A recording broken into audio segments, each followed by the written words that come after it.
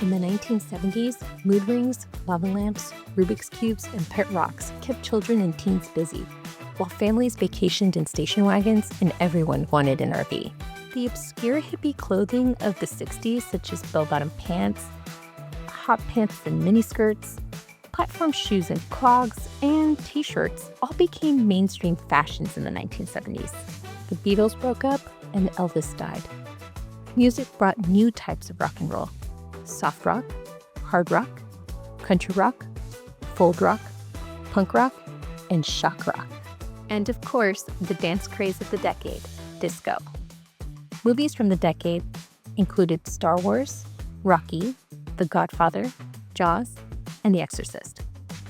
Popular television shows included All in the Family, Roots, Saturday Night Live, The Brady Bunch, Sesame Street, and of course, the live broadcast of the Senate Watergate hearings.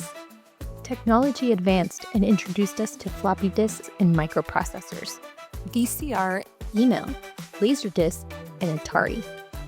Medicine introduced the life-saving MRI, and space exploration flourished with the launch of Apollo 17 and the Hubble telescope. Meanwhile, teachers were experiencing their own set of changes. Mandatory busing was introduced for K-12 students to help achieve racial integration in schools. In 1975, Congress passed the first Special Education Act to help make education accessible for those of all learning abilities. Women, LGBTQ folks, and minorities all continued to demand full legal equality in American society. Women in particular expanded their involvement in politics. In the 1970s, the proportion of women in state legislatures tripled in the U.S. By 1979, women surpassed men in college enrollment. However, in educational leadership, women still remained an extreme minority. Women achievers of the 1970s included Diane Crump, the first woman jockey to ride in the Kentucky Derby; Dr. Ruth, whose talk show provided frank sexual advice for an increasingly liberated audience; Bella Abzug, an attorney and congresswoman who founded the National Women's Political Caucus; Billie Jean King, first female tennis pro to defeat a male pro, Bobby Riggs; Catherine Meyer Graham, the first woman member of the board of the Associated Press; and First Lady Betty Ford, the first highly visible woman to speak publicly about her mastectomy and breast cancer. The Delta Kappa Gamma Society continued to grow throughout the 70s as well, as membership surpassed 11,058 state organizations throughout 4 regions.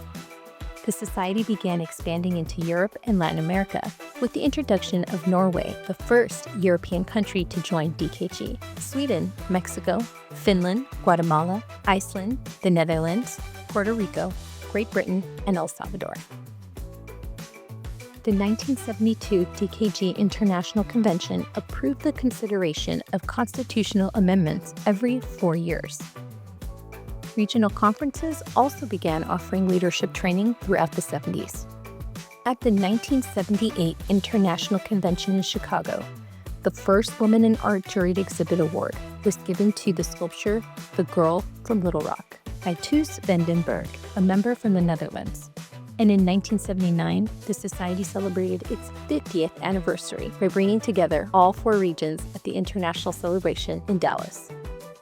The 1970s also saw the publication of Our Heritage 2 and the passing of DKG leaders Layla Lee Williams, Helen L. Cope, and Ray Holden King, the last surviving founder. The DKG Educational Foundation grew from endowment bequests and memorials as members began to realize their contributions were tax-deductible. This began Phase 1 of Project North America, a professional cooperative relationship with the Navajo Community College in Many Farms, Arizona. With this initiative, the board paid the $6,000 salary of 2 society members to serve as faculty in the teaching of English as a second language.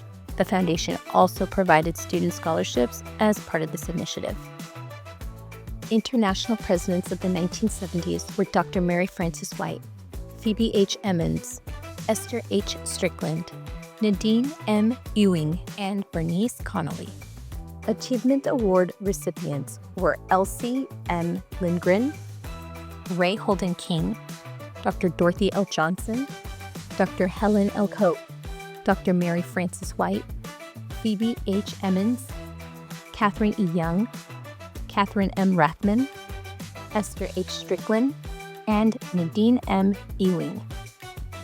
DKG celebrates those undaunted women who changed education and educators, and whose foresight has continued to guide women educators for 100 years.